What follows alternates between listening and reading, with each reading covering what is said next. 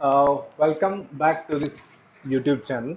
So today we are going to discuss about uh, an example of pumping lemma for context-free language. तो last video में जो था we have seen already what is a pumping lemma theorem and how it works. तो ये अपन ने देखा था last video में. So today we are going to mainly discuss an example that how we can prove that particular example not in context-free language by using a pumping lemma theorem. So pumping lemma theorem क्या है मैं पिछली video में आपको बता चुका हूँ. Again slightly we take a small revision on that. Suppose pumping lemma for a contextual language is used to prove that a language is not in contextual language. So pumping lemma theorem जो है उसका अपन use करते हैं कि जो language है that is not in context free language. So it is a negative test. Then we can say that suppose कोई language दे रखी है L, तो उसके अंदर अपन कोई पंपिंग लेंथ P लेते हैं और उसके अंदर कोई स्ट्रिंग S लेते हैं जिसकी लेंथ जो है वो P से ज्यादा हो और उसको अपन 5 टुकड़ों में डिवाइड करेंगे U, V, X, Y, Z such that the following condition must be true. तो फॉलोइंग कंडीशन 3 कंडीशन थी. ये तीनों कंडीशन क्या होनी चाहिए? ट्रू होनी चाहिए. अगर ये ट्रू है then we can say that language is a context free language. But pumping lemma में अपन को ये शो करना है, अपन ये मान के चलेंगे कि जो लैंग्वेज है that is a context free language और वो लैंग्वेज इस 5 टुकड़ों में बांटने के बाद आई की वैल्यू जो है वो इंक्रीज करने के बाद जो अपना फंक्शन है, फंक्शन इन द सेंस कि जो 3 कंडीशंस हैं वो फॉलो नहीं हो रही है, वो सेटिस्फाई नहीं हो रही है. और सेटिस्फाई नहीं हो रही, एक भी सेटिस्फाई नहीं हो रही, इसका मतलब वो क्या है? लैंग्वेज कॉन्टेक्स्ट फ्री लैंग्वेज नहीं है. सो ये पंपिंग लेमा ये कहती है कि जो पर्टिकुलर लैंग्वेज है वो अगर इन तीनों में से एक भी रूल को फॉलो नहीं करता है तो वो लैंग्वेज क्या है? कॉन्टेक्स्ट फ्री लैंग्वेज नहीं है. That is the pumping lemma theorem जो कि अपन प्रीवियस वीडियो में डिस्कस कर चुके हैं. So today we are going to discuss about a context free language. L है ये जो लैंग्वेज दे रखी है that is in context free language और नॉट. सो अपन को ये प्रूव करना है कि that particular language is not in a context free language. तो लैंग्वेज क्या दे रखी है? लैंग्वेज अपन को दे रखी है a to the power n, b to the power n, c to the power n, where n is greater than equals to 0. तो यहाँ पे अपन को दे रखा है a, b, c जिनकी पावर n है, equal number of a, equal number of b, equal number of c. This is the first thing. Another thing is that first a will come, then b will come, then c will come. After in between there is no a, b and c. तो सबसे पहले a का sequence आएगा, then b आएगा, c आएगा और ये तीनों का number of a, b and c are equal. That is the two things on this language. We know that अगर कोई लैंग्वेज है वो पुश डाउन ऑटोमेटा द्वारा एक्सेप्टेड है तो वो कॉन्टेक्स्ट फ्री कहलाती है. लेकिन अपन को पता है कि पुश डाउन ऑटोमेटा केवल 2 वेरिएबल को कंपेयर कर सकती है. यहाँ पे 3 वेरिएबल इक्वल्स है तो 3 वेरिएबल इक्वलिटी का कंपेयर ये नहीं कर सकता.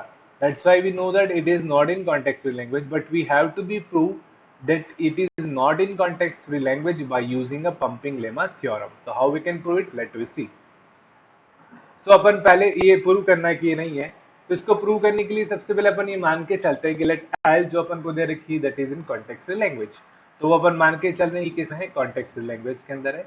फिर इसमें अपन एक पंपिंग लेंथ P लेंगे और एक स्ट्रिंग S लेंगे और उसमें I के वैल्यू के आधार पर अपन ये प्रूव करेंगे कि जो स्ट्रिंग अपन ने चूज की है वो इन तीनों में कंडीशन को सेटिस्फाई नहीं कर रही है, इसलिए वो कॉन्टेक्स्ट नहीं है. That is the process to proving. So suppose L is context free language. L जो है वो अपनी कॉन्टेक्स्ट फ्री लैंग्वेज अपन मान के चल रहे हैं. Let P is the pumping length and choose string S, AP, BP and CP. तो अपन ने पंपिंग लेंथ P ले ली. P कोई भी एक वैल्यू हो सकती है 1, 2, 3, 4 anything will be power. So P is such that ली अपन ने और उसमें अपन एक स्ट्रिंग ली. स्ट्रिंग क्या ली अपन ने? जैसे P की वैल्यू आई, P की वैल्यू कोई अपन रखेंगे इसके अंदर AP, BP एंड CP में P की कोई भी न्यूमेरिकल वैल्यू लिखेंगे तो कि स्ट्रिंग आएगी. उसमें से अपन स्ट्रिंग को एज को चूज करेंगे. किस तरीके से चूज करेंगे कि उसकी जो लेंथ है वो P जो है उसकी लेंथ से ग्रेटर या इक्वल्स होनी चाहिए. सपोज ये P अपन ने 4 लिया तो स्ट्रिंग की लेंथ मस्ट बी 4 और ग्रेटर देन 4 होनी चाहिए. Then S can be pumped and all the pumped string must be in L. तो S को अपन पंप कर सकते हैं, ले सकते हैं एग्जाम्पल के रूप में. और वो जो अपन चूज करेंगे स्ट्रिंग जितनी भी लेंगे वो सारी किसके अंदर होनी चाहिए? दैट उस लैंग्वेज के अंदर होनी चाहिए जिस लैंग्वेज को अपन लेके चल रहे हैं, जिसको अपन को प्रूव करना है कि कॉन्टेक्स्ट फ्री नहीं है. लेकिन अपन क्या करेंगे? अपन ये प्रूव करेंगे कि ये जो लैंग्वेज है देर आर नॉट, कि ये कॉन्टेक्स्ट फ्री नहीं है. अगर ये अपन ने प्रूव कर लिया, या अपन ने, सॉरी, अपन ये कहना चाह रहा हूं मैं, फिर से आप समझ लें, एस को अपन इस तरीके से चूज करेंगे कि वो एस जो है वो उस लैंग्वेज के अंदर होना चाहिए, बट वी शो दैट, लेकिन अपन अगर ऐसा शो कर दें कि जो स्ट्रिंग अपन ने ली है वो स्ट्रिंग जो है वो एल के अंदर नहीं आ रही है, by applying this following rules, then we can say that that particular language is not in context free language. So but we show that the are not, that is we show that as can never be divided. तो अपन ये show करेंगे कि s को अपन never be divided do v x y z such that u v I x y I z is not in L for every I is greater than equals to 0. तो यहाँ पे I की value अपन कुछ रखेंगे तो जो string आएगी, सबसे पहले अपन ने ये p की वैल्यू रखी, उसके बाद एक स्ट्रिंग चूज की, उस स्ट्रिंग के अंदर v लिया और y लिया, उसके अंदर I की वैल्यू 0 से बड़ी अपन जैसे ही रखेंगे तो जो नई स्ट्रिंग आएगी वो सेल के अंदर अगर नहीं होगी तो वो लैंग्वेज कॉन्टेक्स्ट लैंग्वेज नहीं है। आई होप आपको थोड़ा बहुत समझ में आया, otherwise I will take an example. So rule number 2 ये कहता है, देखो रूल नंबर 1 ये कहता है कि अपन जो लैंग्वेज है उसको अपन इस फॉर्म में डिवाइड करेंगे, x v u v x y and z, और यू आई की पावर आई है जो कि आई क्या है 0 से ग्रेटर है, वी और वाई जो उसकी लेंथ 0 से बड़ी होनी चाहिए, और एक्स वाई जेड जो है वो छोटा होना चाहिए पी से। तो यहाँ पे क्या कह रहा है, v and y are not empty simultaneously, और v और y जो है 0 नहीं होने चाहिए, रूल नंबर 2 जो मैंने यहाँ लिख रखा है। नाउ किस वन, तो अपन बहुत सारे केसेस ले सकते हैं, उसमें अपन 2 केसेस कंसिडर करेंगे। कैसा कौन सा केस है जिसमें अपन ये कह पा रहे हैं कि ये फॉर्मूला अप्लाई करने के बाद वो इस कॉन्टेक्सुअल लैंग्वेज के अंदर नहीं है, इसलिए वो कॉन्टेक्सुअल लैंग्वेज नहीं है। तो how we can say that, let we have if v and y can be contain more than one type of symbols, one type of symbols का मतलब क्या हो गया, let I have an example, then I will explain you it and everything। पहले सुन ले आप, if v and y can contains more than one type of symbol, तो देखो यहाँ पे एक एग्जांपल ले रहा हूँ मैं, then I will be explain you how it will be and how we can prove it। देखो यहाँ पे अपन ने p जो लिया है वो p अपन ने क्या ले लिया, p अपन ने 4 ले लिया, तो सबसे पहले अपन को क्या करना चाहिए, पंपिंग लेंथ p लेना चाहिए, तो p अपन ने क्या ले लिया, p अपन ने ले लिया 4। तो लैंग्वेज क्या आई, लैंग्वेज अपने पास आई है, जो s अपन उसमें से चूज करेंगे, a to the power 4 b to the power 4 c to the power 4, क्योंकि n अपन ने क्या लिया है, p के अपन ने क्या लिया है 4 लिया है। अब ये जो स्ट्रिंग आ गई, इस स्ट्रिंग को अपन कितने टुकड़ों में डिवाइड करेंगे, इस स्ट्रिंग को अपन 5 टुकड़ों में डिवाइड करेंगे, u v x y and z। और अभी किस तरीके से टुकड़े डिवाइड कर रहे हैं, पहला अपन ये केस लेते चल रहे हैं कि v एंड y जो है contains more than one types of symbol. One type of symbol का मतलब क्या हुआ, देखो ये ए बी सी आर 3 प्रकार के सिंबल्स है, तो अपन b का ऐसा कॉम्बिनेशन बनाएंगे, v का ऐसा कॉम्बिनेशन बनाएंगे और y का ऐसा कॉम्बिनेशन बनाएंगे जिसमें एक से अधिक सिंबल्स आए। तो देखो यहाँ पे मैंने v ले लिया a और b, तो एक पैर ले लिया, ए बी का एक पैर ले लिया जिसके अंदर सिंबल ए भी आ रहा है और बी भी आ रहा है, एक से अधिक है। उससे पहले का जो पोर्शन उसको मैं ट्रिपल ए को यू मान के चल रहा हूँ, यू अपन ने उसको मान लिया, बी भी जो उसको अपन एक्स माना, और जो y है उसको मैं ले रहा हूँ b और c, इसमें भी 2 तरह के सिंबल्स ले लिए, b और c टाइप के, और जो रेस्ट पार्ट बचा वो अपन ने क्या हो गया, z हो गया। तो ये आपका डिवीजन हो गया। तो जो स्ट्रिंग अपनी आई थी उसको अपन ने 5 टुकड़ों में बांट दिया, u v x y z, और v और y को इस तरीके से बांटा तो उसके जो सिंबल्स हैं वो 2 हों, मतलब एक सिंबल्स ना हो, 2 मतलब नंबर ऑफ 2 नहीं होने चाहिए, अधिक देन 1 सिंबल हो, मतलब ए बी भी हो सकता है, that doesn't matter, but it at least contain 2 types of symbols. तो यहाँ पे ए और बी 2 टाइप के सिंबल है और यहाँ बी और सी भी 2 टाइप के सिंबल है। अब अपना फॉर्मूला क्या है, इस इक्वेशन को अगर अपन देखें, v की पावर i y की power i greater than equals to 0, तो i की वैल्यू अगर अपन इसमें कुछ में रखें, जैसे ये अपन ने लिखा i की वैल्यू 2 रखते हैं, अगर i की वैल्यू में 2 रख दी तो इसका स्क्वायर हो जाएगा और इसका एक स्क्वायर हो जाएगा। तो अपन ये मान के चल रहे हैं जैसे इसका स्क्वायर किया आ गया ए बी और y का स्क्वायर किया आ गया बी बी सी सी, बाकी u एज इट इज रहेगा,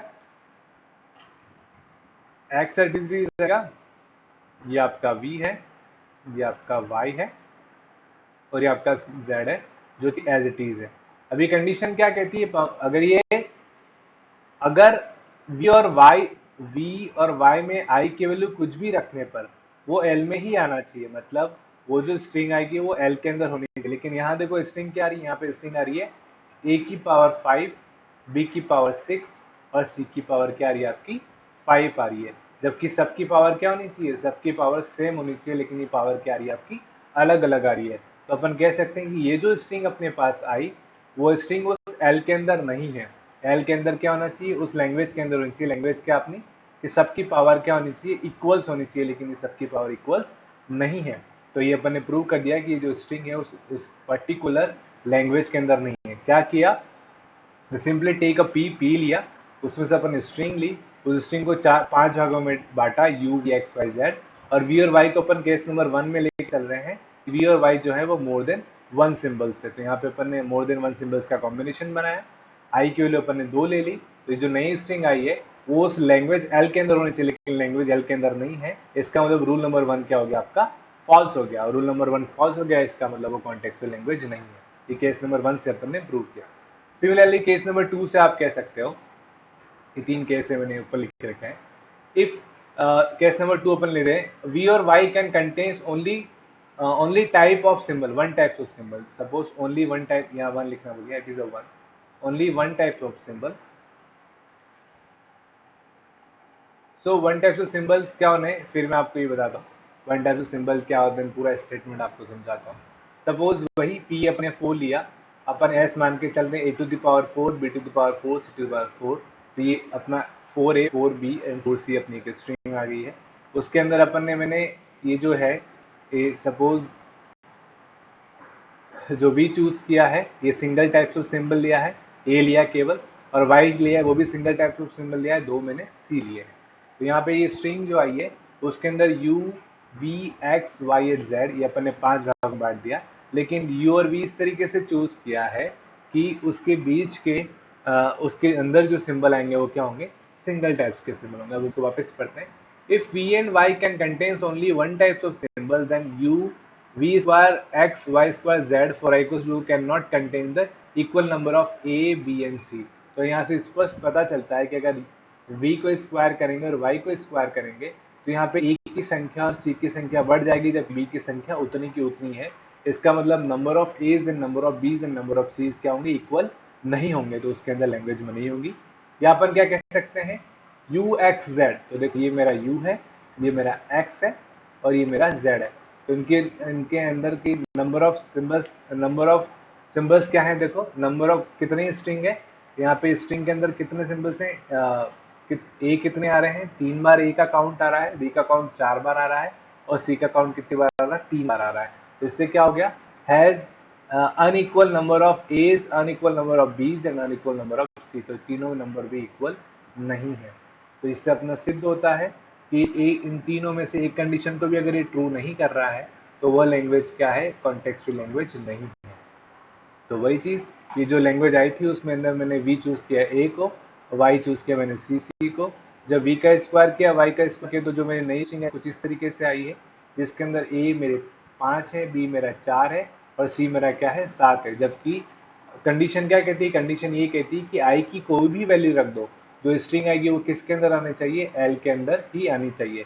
लेकिन अपनी स्ट्रिंग एल के अंदर नहीं है, एल के अंदर नहीं है, इट मीन्स 10 कॉन्ट्राडिक्ट अराइजेस। तो यहाँ पे कॉन्ट्राडिक्शन अराइजेस हो गया है and language is not in contextual language. इसलिए अपन कह सकते हैं कि जो लैंग्वेज है वो कॉन्टेक्स्चुअल लैंग्वेज नहीं है। So it was an example of we can say pumping lemma to prove that a given language is not in context language. I hope you understand this concept. If you have any query, then please uh, ask your question on the comment box. I am very happy to answer your question. Thank you.